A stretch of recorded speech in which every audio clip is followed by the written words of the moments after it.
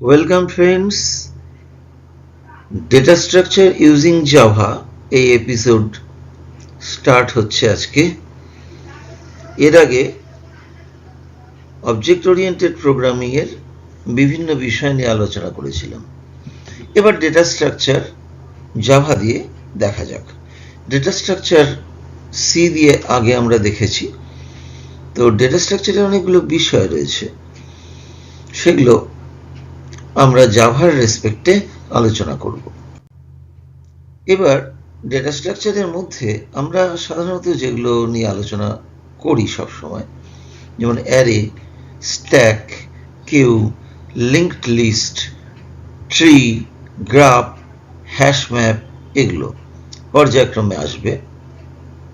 এবার এটা fundamental components আমাদের ডেটা স্ট্রাকচার কম্পিউটার সায়েন্সে, যেটা কিনা আমাদের ডেটাটাকে এফিশিয়েন্টলি ম্যানিপুলেট করতে হেল্প করে। মানে we can store data, we can retrieve data as per our query, we can manipulate data in a systematic way. এটাই হচ্ছে মূল লক্ষ্য ডেটা স্ট্রাকচারের। তো ফার্স্ট অ্যারেটা নিয়ে আলোচনা করা যাক। অ্যারে আমরা জানি, অ্যারে কি একটা variable that can store more than a value. একের বেশি ভ্যালু আমরা অ্যারের মধ্যে স্টোর করতে পারি অ্যারে ভ্যারিয়েবলে। কিভাবে? With the help of indexing. Index number থাকে একটা, কিন্তু problem is that always stores same data type. এবার যখন আমরা এক্সাক্ট সাইজটা জানি অ্যারের, তখন আমরা যদি কালেকশন এলিমেন্টস কটা হবে সেই সাইজটা জানি, তাহলে অ্যারে খুব ভালোভাবে কাজে লাগানো যায়। তো ইন্ট কিভাবে ডিক্লেয়ার করে জাভাতে? Int third bracket numbers equal to new int 5। একটু আলাদা। সিতে যেমন ডিরেক্ট আমরা ডিক্লেয়ার করি ইন্ট নাম্বারস থার্ড ব্র্যাকেটে 5, এখানে তা নয়। ইন্ট থার্ড ব্র্যাকেট ইন্ডেক্সিং এর জায়গাটা ফাঁকা রাখা হলো, ইন্ট নাম্বারস ভ্যারিয়েবল, অ্যারে ভ্যারিয়েবলের নামটা হলো numbers, equal to new data টাইপটা আইএনটি, এবং নাম্বার অফ ইন্ডেক্স কটা হবে? 5।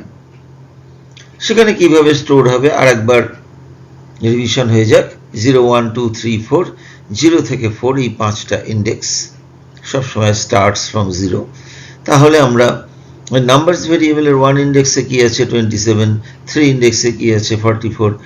In this way we can store 5 different integer data within a single variable numbers with the help of index number. এই হলো অ্যারের কনসেপ্ট, এটা আমরা আগেও জানি। লিঙ্ক দেওয়া থাকবে সির অ্যারে নিয়ে যেই আলোচনা করা আছে সেই ইউটিউব ভিডিওর লিঙ্ক নিচে ডেসক্রিপশনে দেওয়া থাকবে। এবার যখন আমরা জাভার রেসপেক্টে আলোচনা করব, তখন কতগুলি বিষয় নিয়ে আলোচনা করব। জাভাতে প্রচুর ক্লাস ইউজ হয়, এবং সেই ক্লাসের ভেতরে আমাদের যেমন সিতে হেডার ফাইল, সেরকমই জাভাতে লট অফ ক্লাসেস আর দেয়ার। তার মধ্যে অবভিয়াসলি প্রচুর মেথড থাকবে। তো আমরা কি করি? ইনক্লুড না, এখানে ইনক্লুডটা না বল, ইনক্লুড যেটা আমরা সিতে যেটা করতাম, তার বদলে এখানে ইম্পোর্ট দিয়ে আমরা জাভার বিভিন্ন ক্লাস আমরা ইউজ করতে পারি। সেই ক্লাসগুলো অবভিয়াসলি কিছু প্যাকেজে রাখা থাকে। তাহলে একটু দেখি, আলোচনা করি। আমরা ইম্পোর্ট করব java.util.arrays, মানেগুলো বুঝি। এখানে java.util হচ্ছে একটা জাভার অভ্যন্তরস্থ প্যাকেজ। প্যাকেজ কি না, প্যাকেজ প্রচুর ক্লাস এবং ইন্টারফেস নিয়ে তৈরি থাকে। এক একটা প্যাকেজে প্রচুর ক্লাস আর ইন্টারফেস থাকে। ক্লাসের ভেতর কি থাকে? অবভিয়াসলি বিভিন্ন মেথডস। তাহলে java.util.arrays মানে বোঝালো জাভার ইউটিল প্যাকেজ থেকে আমরা অ্যারে ক্লাসটাকে ইম্পোর্ট করছি। অবভিয়াসলি অ্যারে ক্লাসের তাহলে মেথডগুলো আমরা অ্যাক্সেস করতে পারবো। কিছু মেথডস দেওয়া হলো, সর্ট, মানে অ্যারেটাকের এলিমেন্টসগুলোকে আমরা সাজাতে পারি either in ascending or descending order. Next, একটা অ্যারে থেকে আরেকটা অ্যারেতে কপি করতে পারি, কপি অফ রেঞ্জ, অ্যারের পার্টিকুলার একটা ইন্ডেক্স থেকে আরেকটা ইন্ডেক্স পর্যন্ত রেঞ্জ আমরা কপি করতে পারি নিউ অ্যারেতে। দুটো অ্যারের মধ্যে কম্প্যারিজন করতে পারি ইকুয়ালস দিয়ে। একটা অ্যারেতে ফিল করতে পারি কিছু ডিফল্ট ভ্যালু দিয়ে আমরা। অ্যারে এলিমেন্টস যদি ইন্টিজার টাইপের হয় বা নিউমেরিক থাকে তাকে স্ট্রিংয়ে কনভার্ট করতে পারি। Lot of methods are available, এবং ইম্পর্টেন্ট একটা দেখানো আছে এখানে বাইনারি সার্চ। আমরা যারা সি করেছি আমরা জানি বাইনারি সার্চের অ্যালগো কিভাবে কাজ করে, সেটা আমরা কিন্তু প্রোগ্রামেটিক্যালি আমরা করেছি কোডিং এর মাধ্যমে, কিন্তু এখানে কিছু করতে হচ্ছে না। সর্টিংও আমরা করেছি, প্রচুর আমাদের সর্টিং মেথডস ছিল না, selection, bubble, insertion, quick, merge, heap, lot of methods are there. কিন্তু এখানে কিচ্ছু অ্যাপ্লাই করতে হবে না, জাস্ট একটা সর্ট ফাংশন ইউজ করলেই we can sort array elements. এবার আলোচনা আমরা এভাবে করব। এবার একটা খুব গুরুত্বপূর্ণ বিষয় নিয়ে আলোচনা করব, যেটা আলাদাভাবেও তৈরি করা যেত, যে অনলাইন জাভা কম্পাইলার এই বিষয়টা আছে কিনা, থাকলে কোনটা কিভাবে ইউজ করব। এটার একটা সুবিধা কি, আমরা মোবাইলেও ইউজ করতে পারি, মোবাইলেও জাভা প্র্যাকটিস করতে পারি। অনেক সময় অনেক স্টুডেন্টই বলে যে না আমার সেরকমভাবে সেট ল্যাপটপ নেই বা কিছুই নেই, তা আমরা কিভাবে জাভা প্র্যাকটিস করব। তো আমরা অনলাইন জাভা কম্পাইলার লিঙ্ক দেওয়া আছে, সেই লিঙ্কের মাধ্যমে আমরা এই ইন্টারফেসটা পেয়ে যাব। তো একটু আমরা দেখব যে কিভাবে কাজ করছে অনলাইন। একটু ভিডিওটা আমরা দেখি, লক্ষ্য করি।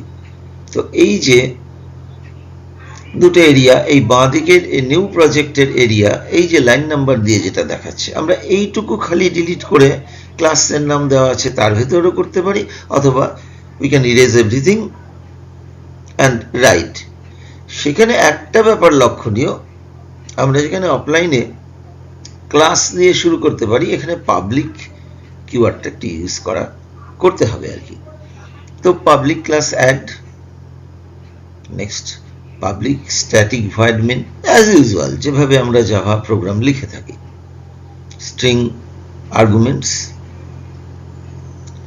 দেন জাস্ট দেখাচ্ছি কিভাবে আমরা অনলাইন জাভা কম্পাইলারে আমাদের কোডগুলো লিখবো এবং সেগুলো রান করব।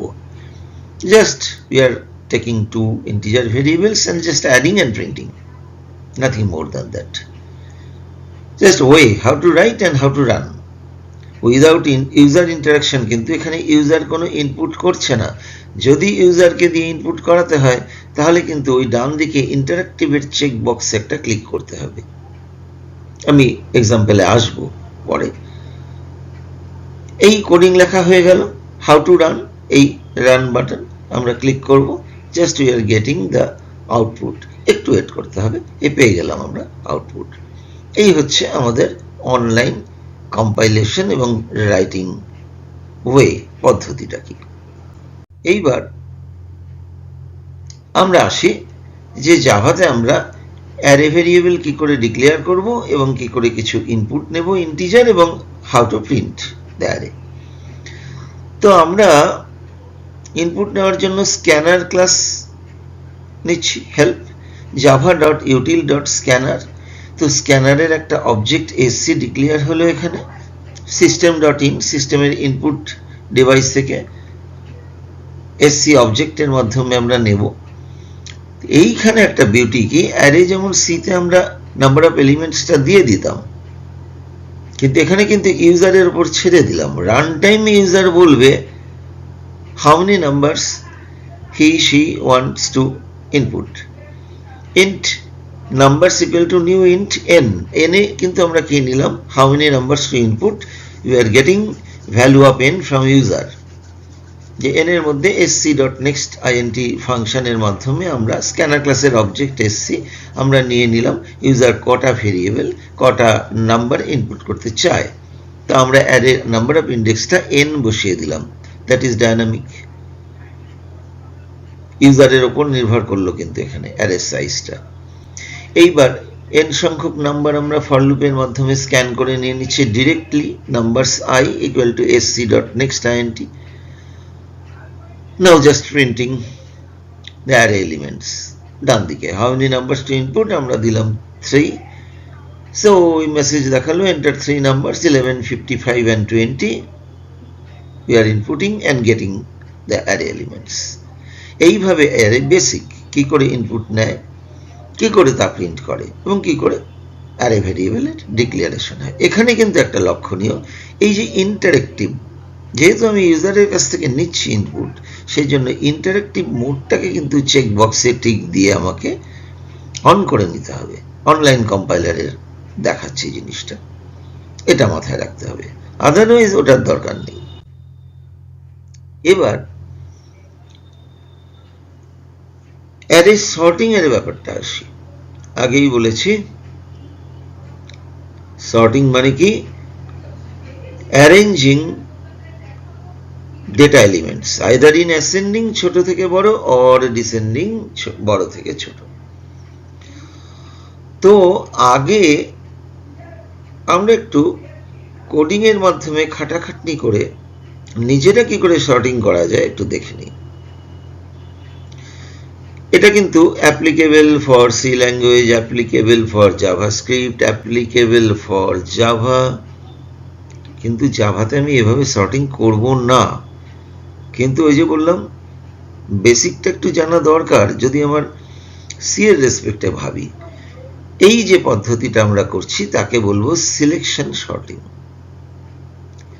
আমরা ডিফল্ট ভ্যালু ডিক্লেয়ার করে দিয়েছি, এটাও দেখে নিই কি করে ডিফল্ট ভ্যালু ডিক্লেয়ার করা যায় without input from user. Int numbers equal two 15, 13, 18, 21, 20, 5টা এলিমেন্ট দিয়ে দিলাম, অবভিয়াসলি সাজানো নেই। এবার সাজাচ্ছি আমরা কিভাবে, একটা টেম্পোরারি ভেরিয়েবল টি নিয়ে নেওয়া হলো, এবার একটা আউটার লুপ একটা ইনার লুপ ভেতরে কম্পেয়ার করছি। একটু ছবিটা দেখি। আমরা প্রথমে আউটার লুপের যে ভেরিয়েবলটা অ্যারের ওই ইন্ডেক্স নাম্বারটাকে সিলেক্ট করে নিই, যেমন ফার্স্ট I 0, তা I মানে এখানে 15, 0 এলিমেন্টে 15 আছে, ওই 15টাকে সিলেক্ট করবো, দ্যাট ইজ 0 ইন্ডেক্সটার তার এলিমেন্টটা, to be compared with remaining all elements, তার মানে 0 সিলেক্ট হলো। এবার ইনার লুপে তাকে কম্পেয়ার করব কি দিয়ে, নিশ্চয়ই ওটাকে 0কে 0 দিয়ে কম্পেয়ার করবো না, তার থেকে একটা বেশি যাবে, তার মানে 0 should be compared with 1, 2, 3 and 4th element indexes যদি সাইজ অফ অ্যারে 5 হয়ে থাকে।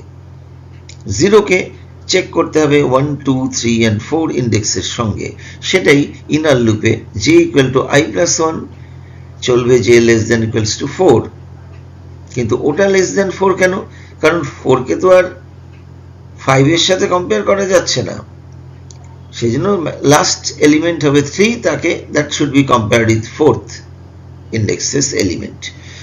এবার যদি 0 ইন্ডেক্স আমি 0 আর 1কে কম্পেয়ার দিয়ে আগে বোঝাই, তার মানে 15 should be compared with 13, 0 element with 1 indexes element, তাহলে definitely numbers 0 greater than number j, 15 greater than 13 আমরা জানি। সুতরাং আমরা সোয়াপ করব দুটো ভেরিয়েবলের মধ্যে with the help of a third variable. T এর মধ্যে আমরা নাম্বারস I 0 এলিমেন্টটাকে তুলে নিলাম, now numbers I equal to numbers j, 0 এর মধ্যে I চলে গেল, 1 চলে গেল, next numbers j equal to t, that is ওই 1 ইন্ডেক্সে 0 ইন্ডেক্সটা যেটা আমরা t তে স্টোর করে রেখেছিলাম সেটা চলে গেল। তো এইটাই কন্টিনিউ হতে থাকবে। দেন ওই পুরো ফেসটা চলে যাবে, 0কে 1, 2, 3, 4 এর সঙ্গে কম্প্যারিজন হয়ে গেল, আলটিমেটলি 13 সামনে চলে আসলো, তাহলে সবচেয়ে ছোট এলিমেন্টটা 0 ইন্ডেক্সে স্টোর হয়ে গেল। এবার আউটার লুপে 1 হয়ে গেল আয়ের index, 1 to be compared with 2, 3 and second, third and fourth indexes. 15 কে এবার কম্পেয়ার করা হবে বাকি তিনটে।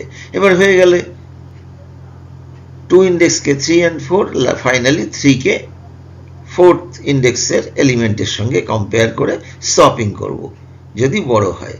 In this way we are arranging the elements of particular array in ascending order. তো অ্যারেটাকে রিভার্স করে দিলেই তো আমাদের ডিসেন্ডিং অর্ডারে প্রিন্টিং হয়ে যাবে। অর ওই কম্প্যারিজনটা if numbers I less than numbers যে করে দিল একই ডিসেন্ডিং অর্ডারে সর্টিং হয়ে যাবে। এটা গেল অ্যালগোরিদমটা সিলেকশন সর্টের একটা বোঝানো স্টেপটা গেল। কিন্তু আমরা তো ইউটিল ডট অ্যারে ক্লাসের সুবিধাটা নেব, তাই না? সর্ট মেথডটা আমরা নেব, তাহলে সর্ট করতে যাব কেন, তাই না? দেখি তো import Java dot util dot arrays, তো অ্যারেস ক্লাসের ভেতরেই শর্ট মেথড আছে। So we are taking help of arrays class, তার মেথড। একই প্রোগ্রামটা আমাদের মাঝখানের ওই বড় পার্টটা সর্টিং এর পার্টটা করতেই হলো না। অ্যারেস ডট সর্ট, ব্যাস হয়ে গেল সর্টিং অ্যারেঞ্জিং অর্ডারে। এবার প্রিন্ট করছি, সেটাও আর ফর লুপ দিয়ে করব না, ওটাকে ওই অ্যারেজের মধ্যে সুবিধাটা রয়েছে তো, অ্যারেস ডট টু স্ট্রিং এই ফাংশনটাকে ইউজ করে স্ট্রিং এ এলিমেন্টগুলো নিয়ে একবারে প্রিন্ট করে দেওয়া হলো। শর্টেড অর্ডারই প্রিন্ট হয়ে যাবে automatically.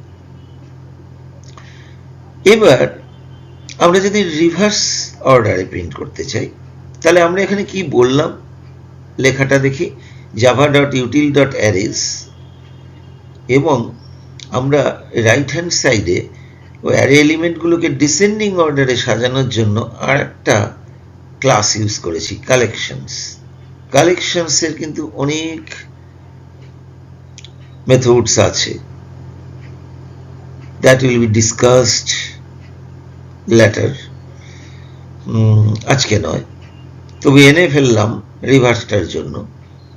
Arrays dot sort, array sorting হলো, এবার কমা দিয়ে কালেকশনস ডট রিভার্স অর্ডার, ও রিভার্স অর্ডারে কিন্তু প্রিন্ট করে দিল। এবার কি বলছি, we are telling the Java compiler to add arrays and collections classes from Java util package. আমরা কম্পাইলারকে বললাম যে আমরা হেল্প নিচ্ছি জাভা ইউটিল প্যাকেজ থেকে দুটো ক্লাসের, one arrays and another one collections। তার মানে কি, these classes provide utility methods, প্রচুর ইউটিলিটি মেথডস আছে, we are using just two here। From collections we are using reverse order, and from arrays we are taking help of sort functions, sort methods। বোঝা গেল? তো এটার uses তো আমরা দেখবই না, আমরা কেন করতে যাব এখানে, কিন্তু আমাদের জানা দরকার। আমরা সিএসসি স্টুডেন্ট হলে আমাদের কম্পিউটার নিয়ে আমরা পড়াশোনা করছি, সুতরাং আমাদের অ্যালগোটা জানা উচিত, কিভাবে সর্টিং হয় প্রত্যেকটাই জানা উচিত। কারণ বিভিন্ন পরিস্থিতিতে কিন্তু নট অনলি সর্টিংয়েই যে প্রয়োগ হবে তা নয়, যেমন সিলেকশন সর্টিং অনেক কাজে লাগে এই টেকনোলজিটা। Whatever it may be, ওই আলোচনায় যাচ্ছি না। তাহলে এই অ্যামেজিং ফেসিলিটিসগুলো আমরা ক্লাসের থেকে পাই। ক্লাস কোথায় থাকে? প্যাকেজের মধ্যে। এটা হচ্ছে ব্যাপার। এবার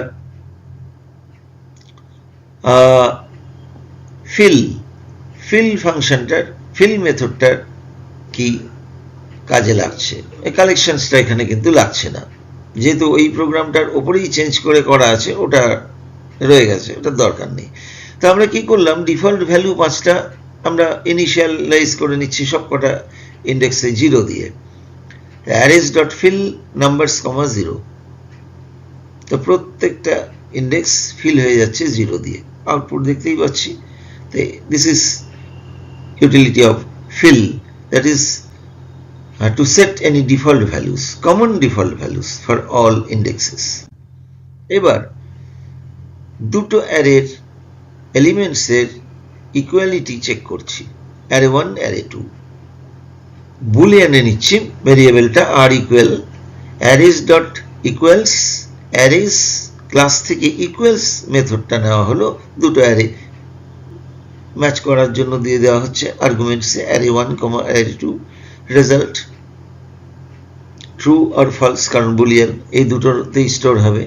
যেহেতু দুটো এক, 1 2 3 1 2 3, it will be true, output will be true. ওটা যদি 1 2 5 হতো then it will be false definitely.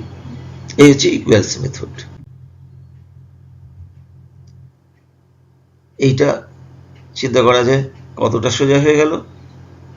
Binary সার্চে আমরা কি করতাম, অ্যারের lower and upper index mid value বার করতাম, lower plus upper by 2, while upper greater than lower, mid ভ্যালুর সঙ্গে আমরা number to be searched check করতাম, এক হলে ইন্ডেক্স প্রিন্ট করতাম, না হলে মনে আছে তো সার্চ নাম্বারটা যদি আমার মিড ভ্যালুর চেয়ে বেশি হতো তাহলে লোয়ারটাকে মিড ভ্যালু প্লাস 1 করে আবার লোয়ার আপার অ্যাড করে মিড ভ্যালু তার সাথে কম্প্যারিজন, আর যদি ছোট হতো তাহলে আপারটাকে কমাতাম mid value -1, then again lower plus upper by 2 mid value. In this way continues binary search algorithm. কিন্তু এখানে কিছুই নেই, অ্যারেস ডট অ্যারেস ক্লাসের থেকে বাইনারি সার্চ মেথডটা নিয়ে নিলাম। তো অ্যারেটা মেনশন করলাম আর্গুমেন্টে, comma which element to be searched, next second আর্গুমেন্টে ফেলে দিলেই ও ইন্টারনালি করে দিচ্ছে। Method already declared within arrays class. Arrays class কার মধ্যে আছে, ইউটিল প্যাকেজে।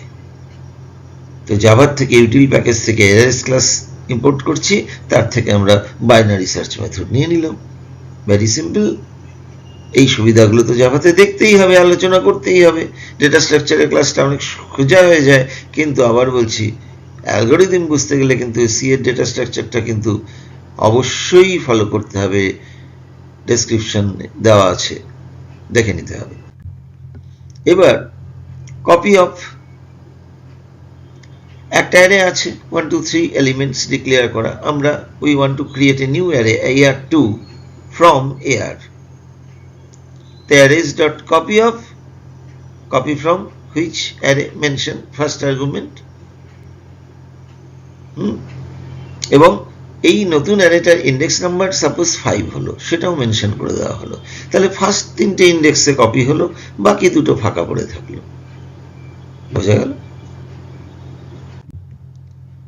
এবার range copy of range 1 2 3 4 5 array আছে, আমি সব নেব না। 2 3 4 তার মানে আমরা জানি অ্যারে ইন্ডেক্স 0 থেকে শুরু হয়, আমরা 0 থেকে নিচ্ছি না। 1 2 3 মানে 1 2 4, 1 ইন্ডেক্স থেকে আমরা 4 নম্বর ইন্ডেক্স পর্যন্ত, মানে ওভারঅল 4টা ইন্ডেক্স পর্যন্ত।